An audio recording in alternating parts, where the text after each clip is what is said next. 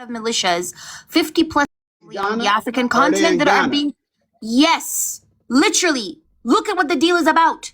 The deal is literally for security reasons when it comes to the Gulf of Guinea. So Are you so okay? so they're taking over. They're trying to take over Okay, Ghana. There's a Wayne, war listen, going on in Ghana. let me play Wayne, this. let her play the I video don't. clip. Go on mute. Yeah, I genuinely don't care. I don't care to engage with a You'll person be who okay. really doesn't read. Yeah, Please, because you've been you brought up the disruptive. deal and you don't even Go know what the on deal is mute for. so she can play Go the ahead and play video, it. Wayne. Okay. Africa, historically, sub-Saharan Africa has been fundamental to the global prosperity of the advanced countries. Okay? And Africa had a role to play. It has a role as a raw material producer. We will not allow sub-Saharan Africa to escape that. Okay, we do everything to keep sub-Saharan Africa where it is, also impoverished. It's absolutely vital for the prosperity of everyone else. So let's get clear about that. Okay, and this means all the economic structures, all the global institutions, and the economics we teach everyone is all designed to keep Africa exactly where it is. And whether it is Europe or US or now China, it's always the same. We need Africa to be impoverished because we need those raw materials and we need them dirt cheap. Okay, so that's the message. Africa. I'm sorry, Wayne. So I know that they want them to be impoverished. Wait, hold Exactly. on. Is that supposed to be news? You mean to tell me folks It's ain't been new for knowing you that for because you're sitting millennia? here pretending as if we're doing it to But they ourselves. still keep doing deals with them, though. Wait, But they're hold not on. They still keep doing deals with the same people they're talking about. Okay, Wayne. Okay, got it. Because Or am I here's the wrong? Wayne, what happened problem. to Thomas Sankara, Wayne? What happened to Thomas No, Sankara? I don't know. Who the hell is that? You don't know who What that the is. hell is Oh, Thomas okay. Sankara? What happened to Who is Amilcar Thomas Cabral? Sankara? Who the hell you said? I do not know Yeah, who that Thomas. is. Yeah. Do you Take a know? seat and be quiet. Do you know anything? Do you know anything about the African content other than just regurgitating like white supremacist lies about Well, it? I know y'all keep doing Kobe, deals he with the same literally people y'all joined as soon as complaining we start about. talking about the West because he has a strong affiliate, because he's FBA. So he has a strong connection to the United States of America. He feels offended. That's why he But my joined to thing even is, even I interrupt. with don't your give a connection damn. to the I ain't United said States, nothing. we're not What going to that sit got here to and do act with like anything? What that the got to do white with anything? I people said nothing about are a protecting the problem West or here nothing like as that. well. I never said you did. You So joined what's right your when they point? started talking about it. I'm not a dumbass. I knew what the fuck Okay, you were what doing that when you got to do with joined. it? What am I You doing? I joined joined and y'all because was you talking felt about something. offended. You felt like they No, were just offended talking about about the West what? and they weren't. We started talking about the East. You literally said it earlier. Oh, they're just No, talking the about the fuck West. I We're talking about didn't. the East too. You're selectively hearing because you're FBA and Ooh, you have a y'all are strong special. problem with Africa because you're like, oh, well, why they're doing this? Well, there's reasons behind it, but every single time someone tries to explain it, you're interrupting or you're like, oh, well, why is this? But they answers your fucking question. You just don't like the answers and you want to be disingenuous. Like I said before, you've been disruptive to the fucking conversation. G, you done interrupted like 16 different people. Like, shut the fuck up. Shit. God Check it out, damn. G. Check it out, G. Now that you finish, if they can Bye. answer your mama, um, Well, we're not Happy. like going I to, said, I'm we're just not asking finna do simple. that. We're not Well, finna do To that. wait, Let's hold hear. on. disrespect a You woman. better Is check That's the that what we're is not that disrespect. a about to fault in do. you? To You better disrespect check a the woman? disrespect You're a before it man, gets to Wayne. you. Come on. Hey. Everybody I, on mute. I gave a warning. Mute. Let's be adults.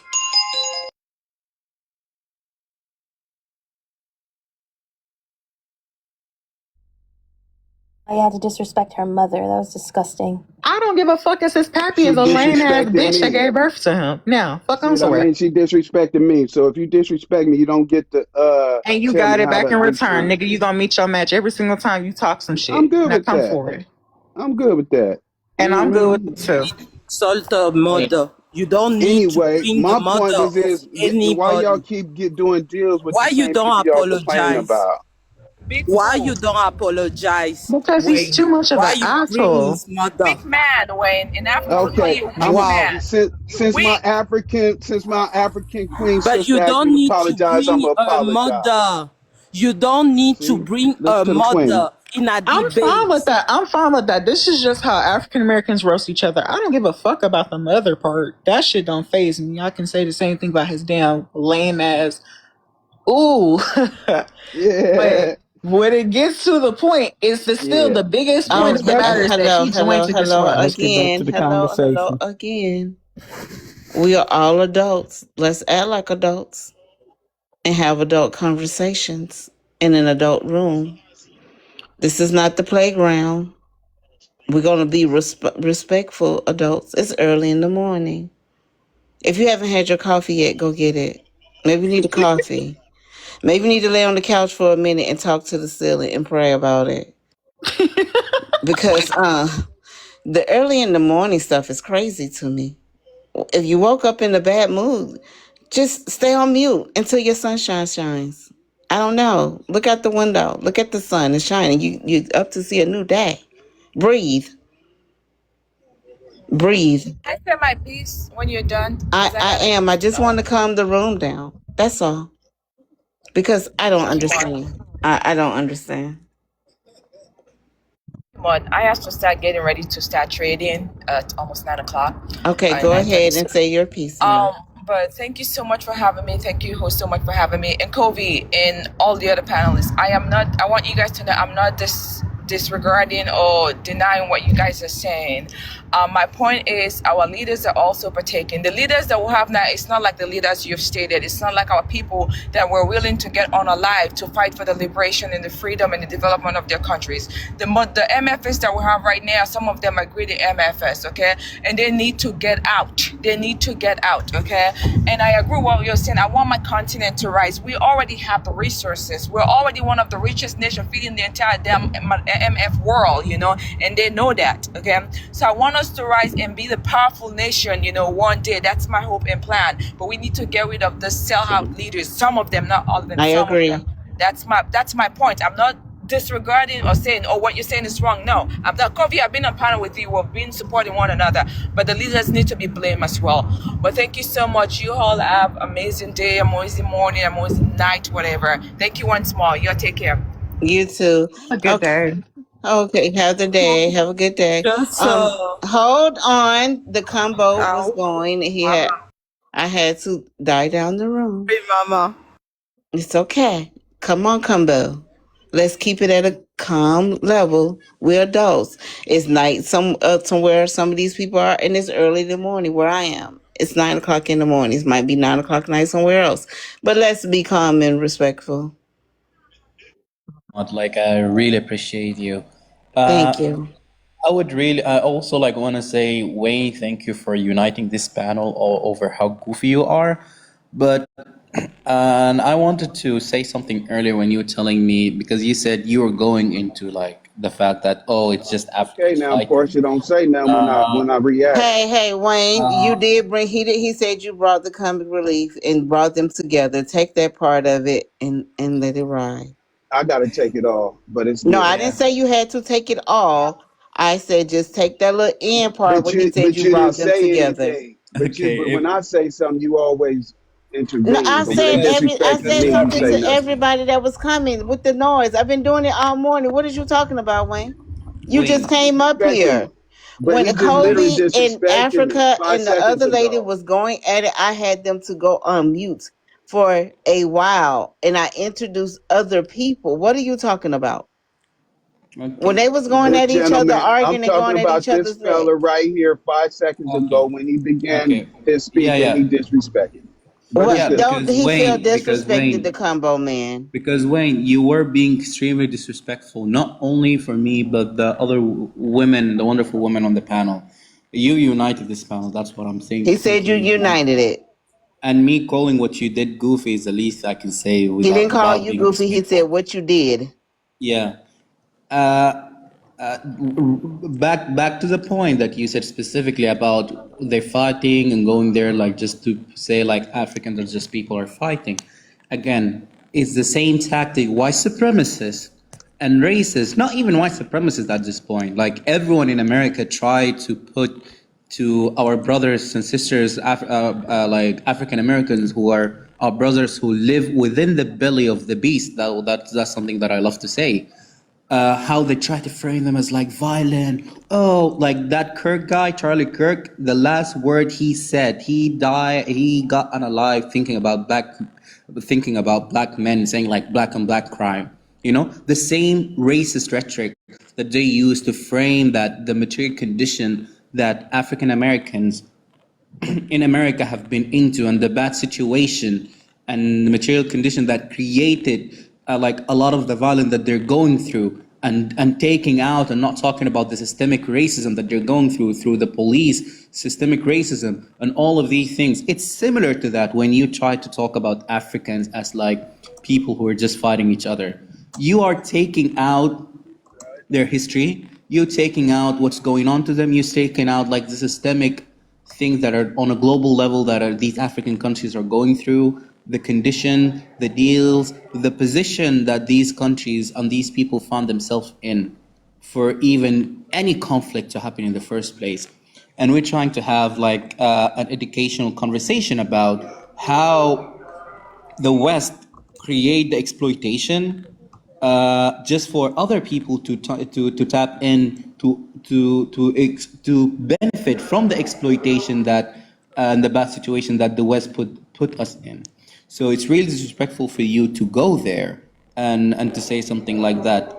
And I really hope I was being very respectful by using our brothers and sisters in America as an example of how white supremacists just say that against them to manufacture consent against them, you know, to the violence that is going to our brothers and sisters in America. You know, when you say rhetoric like this, you're manufacturing consent and normalizing the idea that we in Africa are just people who are violent and people who are just fighting each other for no reason. I really hope I made my point clear. Okay. No Tab, how old are you and where you from? Good morning. I'm 31 and I'm from Florida. Okay, and what did you come up here to say?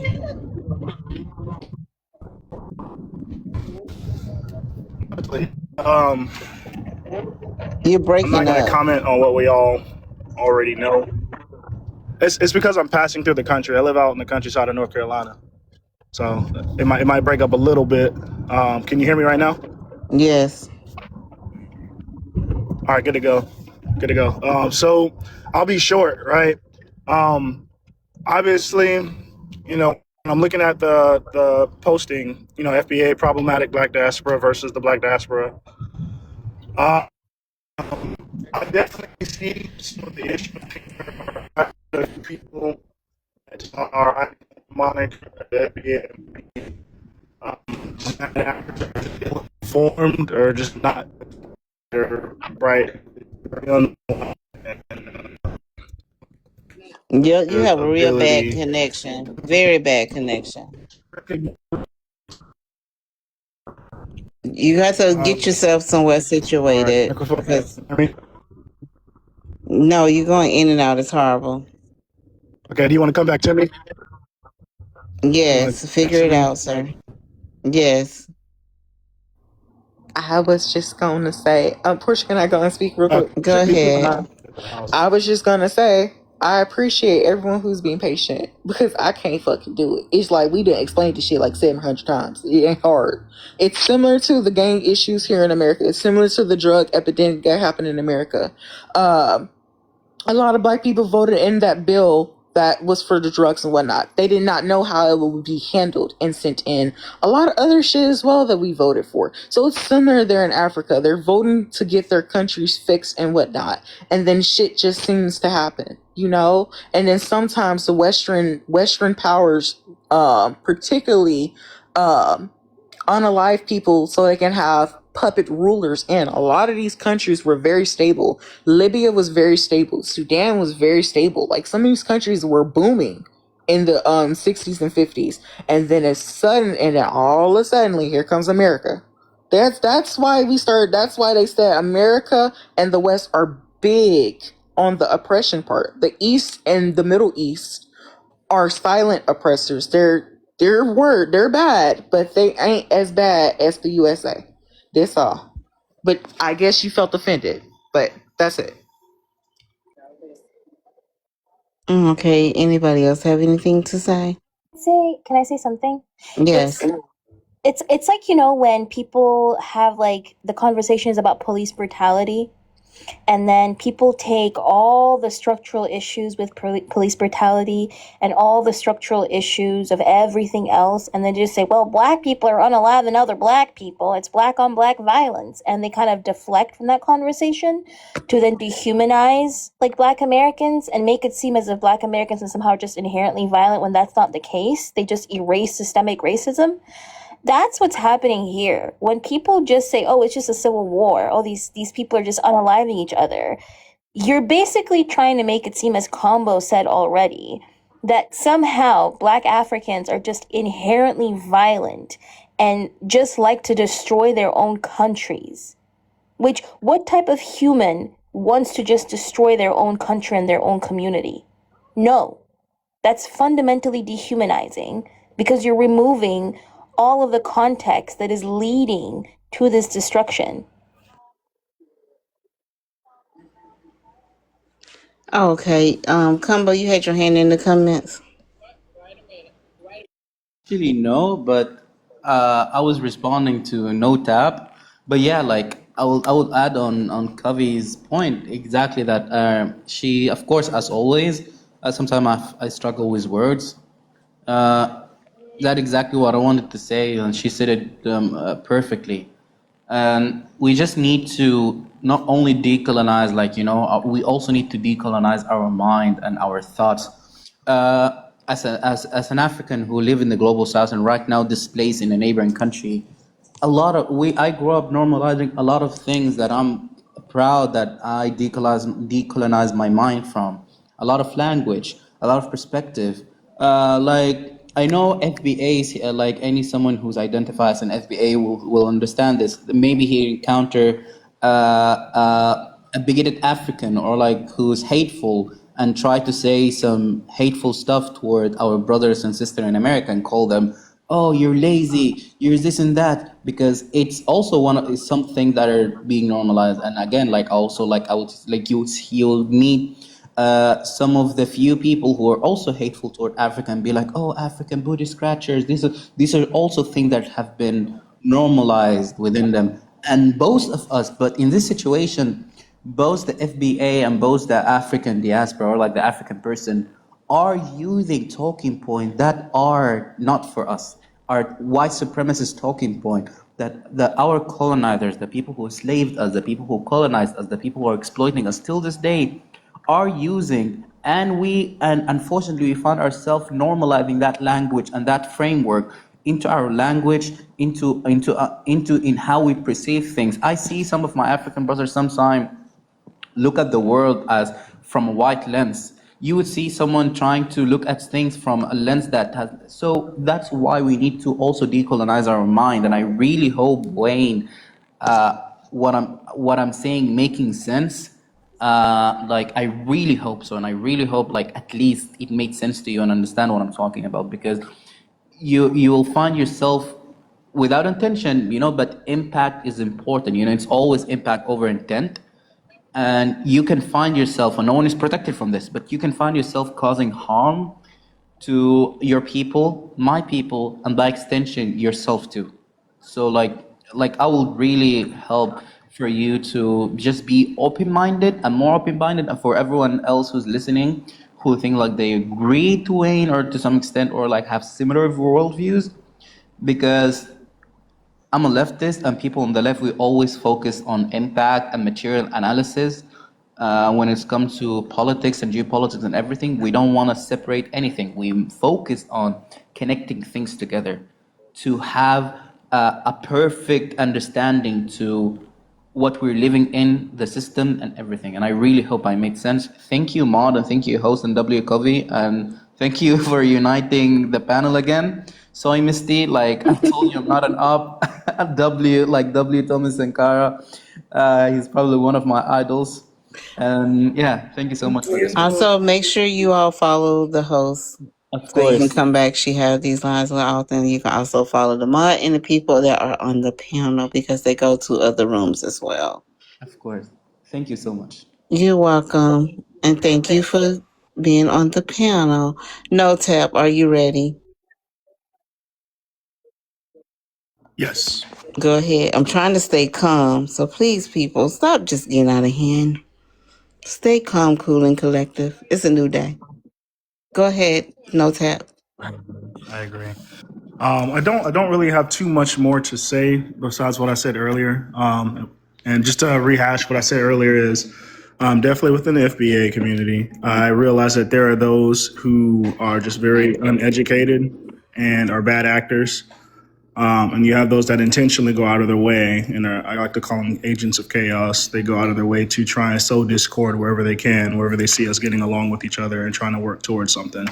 Because they usually ask questions that typically split things up rather than, putting us together.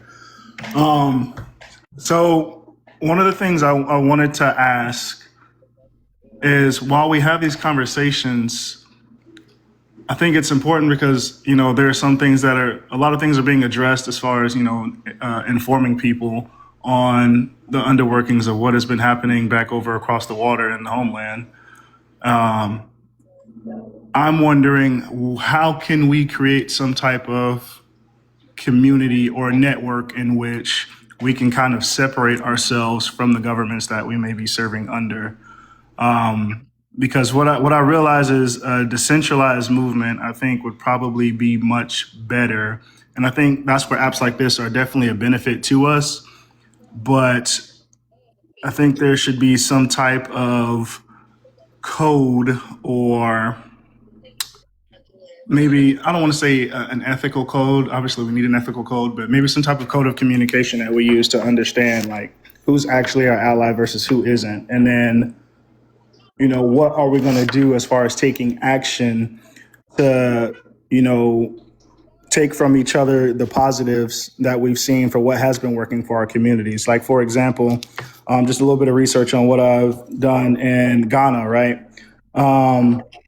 There's a brother that's actually from Tallahassee, Florida, that has gone out there. He used to be a construction manager and some other stuff. And after he retired, he took some of his ideas and went out to Ghana and created a self-sustaining community, right?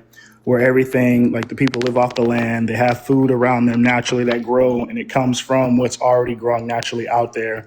And they set everything up so they don't really have to rely too much on their government to try and take care of them, besides the more essential things like hospitals or something like that. But what say everyone to trying to build something of that nature, where we get different individuals and try to build communities where we are, and come up that way. And I know it's something that we tried to do back in the past here in the mainland, or back here in America. And I know what happened in the past. They come and burn it down, get jealous and whatnot. However, I don't think that means that we should not, attempt and try to do the same things. I think, like, self-determinate, sorry if I'm interrupting, but that's kind of, I like what you said, and I like the points that you made. That's kind of why I get confused when people, like, I encounter people on this app and they're annoyed with me because I call myself a Pan-African. Because, like, self-determination and what you describe, the society in Ghana that's able to be self-sustaining, that's one of the tenets of Pan-Africanism, is self-determination. So, like, it's just kind of confusing me. When you go in these rooms with the FBAs, and then, like, it's not just the FBAs, it's like certain Africans, like, you call yourself a Pan-African, they think it's like some kind of boogeyman or some shit. I'm not really sure if people understand what Pan-Africanism is.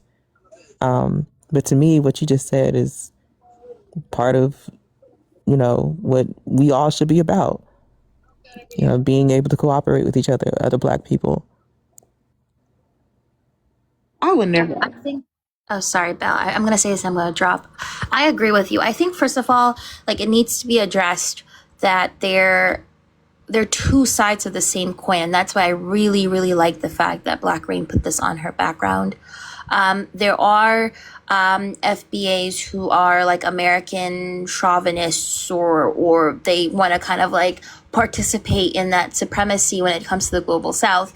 And there are people who are in the Black diaspora who, in my opinion, I've seen it too, who use FBA as an excuse to then degrade all Black Americans, if that makes sense. They use like FBA as a scapegoat to degrade all Black Americans. So the reason as to why I think both of these groups of people are two sides of the same coin is ultimately they're both harming Black people and they're aiding or helping white tea supremacy, right? So I think number one, people need to understand that there is a concerted effort to do this and triangulate different groups of people because there's money in there. There is money in isolating all these different communities when we're being recolonized and reoccupied on a global scale. And so once this has been recognized, people also have to be aware not to be baited into or dragged into engaging or participating in any form of diasporan war, because ultimately you will never ever be liberated if you engage in such. And what you just said, No Tap, I 100% agree with you.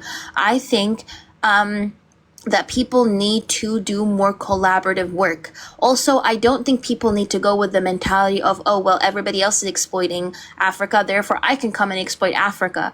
Like, people have to do, it's our work within the West to do the due diligence of educating ourselves.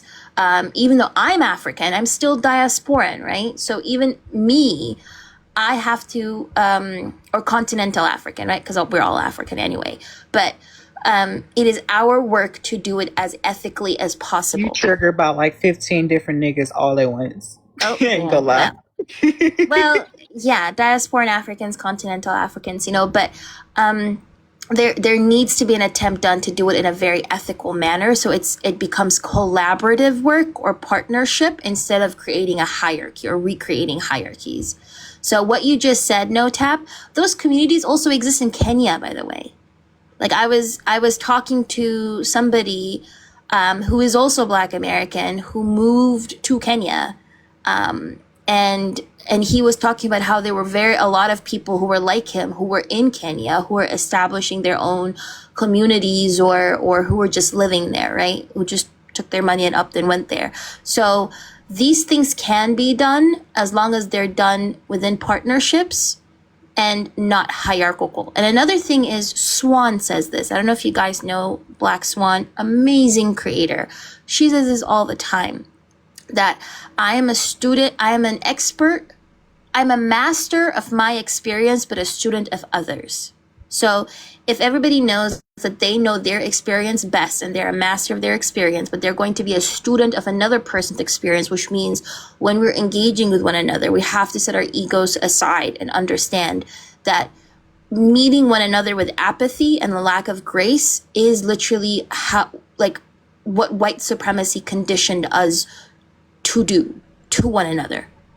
So less of that apathy, more of empathy, more of grace, and listening to one another, understanding that if we want to build a better understanding, we have to listen to one another to get rid of the blind spots that we might have, because, we don't have each other's experiences. So I agree with you, No Tap, 100%. So, yeah. Thank you. Thank you, Buki. But I was going to say, the tap dancing for the West, my lord, today, the comments and the discussion that was happening just a couple minutes ago, it should piss me off. Like, me as an African American, I understand the fuck shit that the USA did, and is going to do in the future. Like, I understand this shit. Like, we know of the proxy wars. We've all took a history class on this shit. We know of the countries that they have fucked over. We know of the leaders that they have unalive to put in a puppet leader.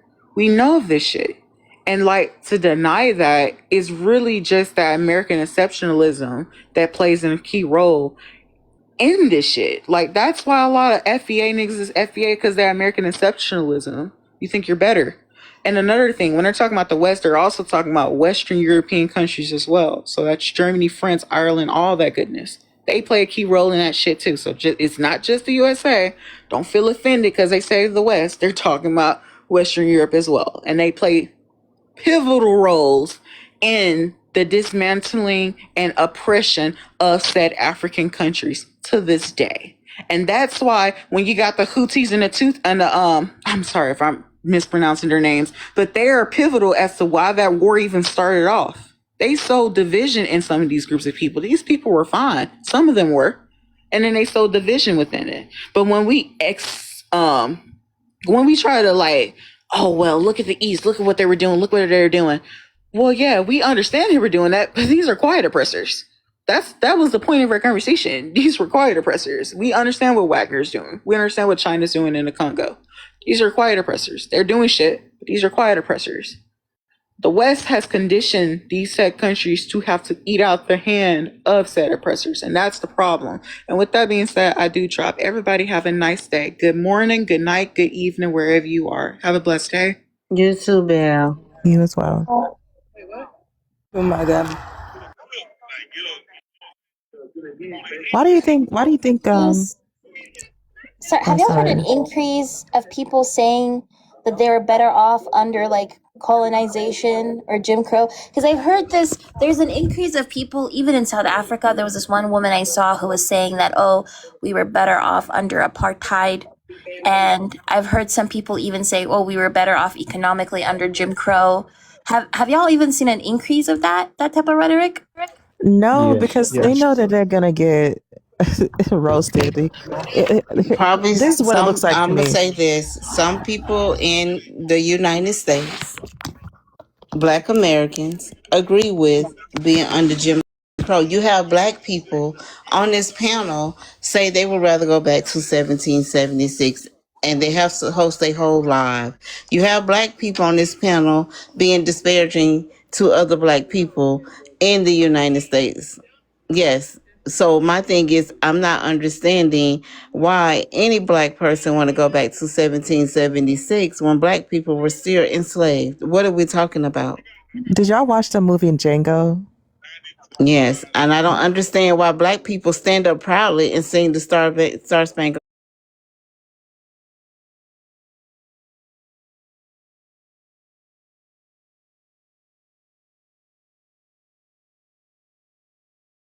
What are you talking about? Yeah. Why he was such an interesting character to me, because like Steve, like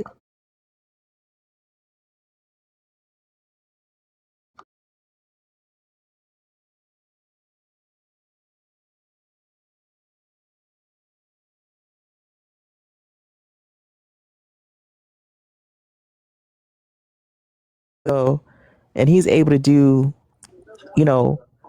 all the things that he wants to do or be the type of man that he wants to be without having to kiss the white man's ass.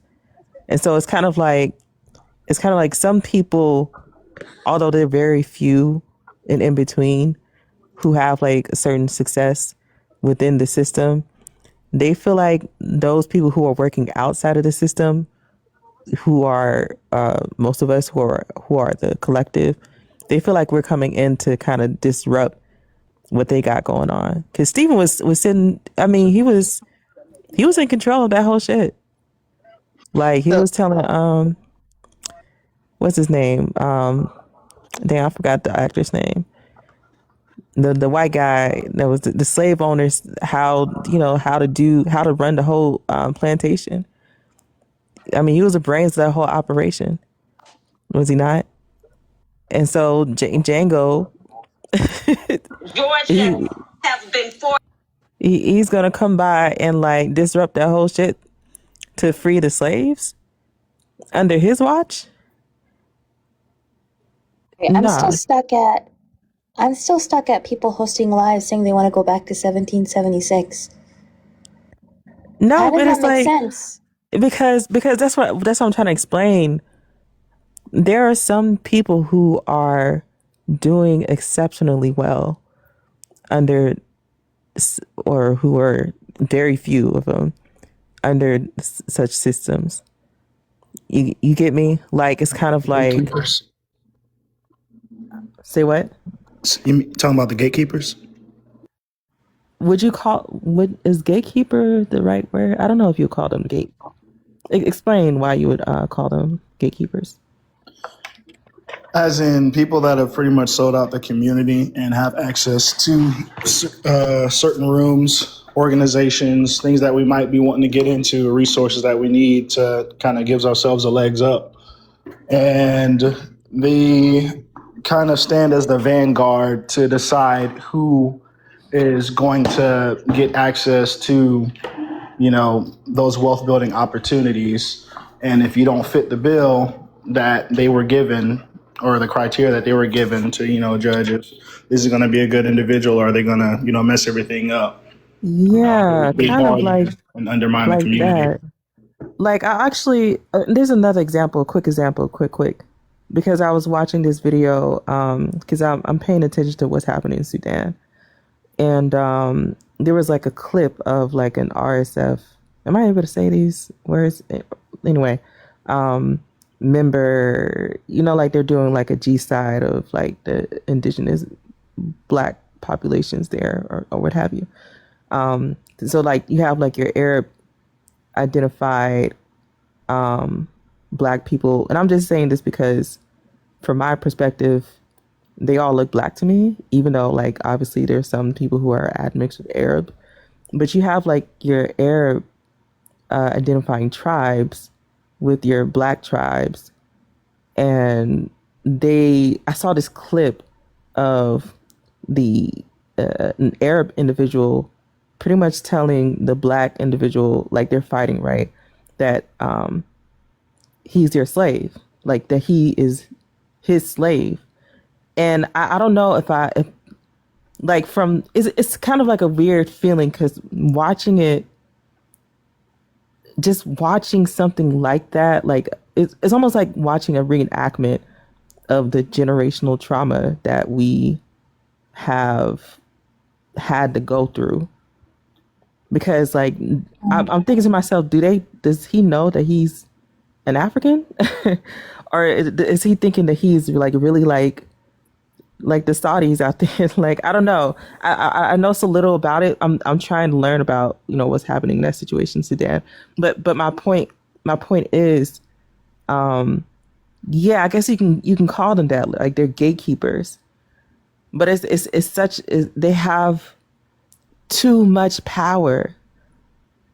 Like they have way too much power. And so like that as the saying goes, like if you're trying to bring change, you gotta have one hand fighting the oppressor and then the other hand fighting your own people. But when you talk about your own people, those are the people they're talking about. Like, yeah, the gatekeepers, quote unquote. I hope I made sense. Yeah, when it comes to Sudan, by the way, I'd love to hear Combo speak about it, because Arab identity within the Sudanese context, there are different types of Arabs. There are Arabs who actually came from the Arabian Peninsula, like the Rashida, but they came like in the 1800s. And then you have the Arabs in like the Darfur region that actually came from across the Sahel. These are the nomadic ones. And then you have the Arabized populations in the north who are Arabized indigenous populations. Most of them are Nubians. So they're Arabized Nubians who experienced Arabization, whether it is through trade or also by force, because some people got Arabized because back in the day during the slave trades, Arabized identity or taking on an Arabized identity meant that you were not enslavable. So it was active in survival. So some of them did it by force. Some of them did it like through trade, through marriage or whatever it is. So it's Arabization within the Sudanese context, because Sudan is so big, because it has over 500 ethnicities. It is a very complex topic. And I'm going to hand it over to Kamba because he's Sudanese. So I'd love to hear more from him. But before I do that, Afri, do you know that the leader of the RSF, I'll show him to you actually. So the leader of the RSF, Hemeti, do you know that he's going around now claiming that he's Pan-African? Please don't. Are you serious? I swear. So he went to Uganda, and I'll show it to you. Hold on. So he went to Uganda here, and he's wearing an African print like suit with his little stick, walking stick. Yeah. And then, yes, now he is claiming they have switched up because they decided to ally with South Sudan. And they allied, not South Sudanese people, but the South Sudanese government, and there are mercenaries from South Sudan in it, because they've allied with Ethiopian government, and they've allied with Uganda, and they've allied with Kenya, and all these different countries. Now they're kind of turning their whole narrative around and claiming that actually the Sudanese government is the one that is Arab supremacist. And they are trying to liberate the black people in Sudan from the Sudanese government. And now he's going around with his African print clothing, and there is a speech that he held where he was like, "Oh, I am Sudanese, I'm African." He's like, "I am an African." And he's like trying to like have like this whole Pan-African speech that he held. If I find it while Combo's explaining, I will make you hear it, and I'll translate it to you because it's in Arabic. But now they're trying to switch the narrative and claim that they're this Pan-African group that is fighting for the rights of the Sudanese African population. So it is very interesting. And what you said as well, it has to do with the Arabized groups back in the day, legitimately associating black with African and Arab with non-black. And so that Arabization kind of like created a hierarchy, by the way, between the riverine communities and then the communities that were in the periphery, right? But because technically the people in Eastern Sudan, who are the recent Arab migrants from the Arabian Peninsula, they have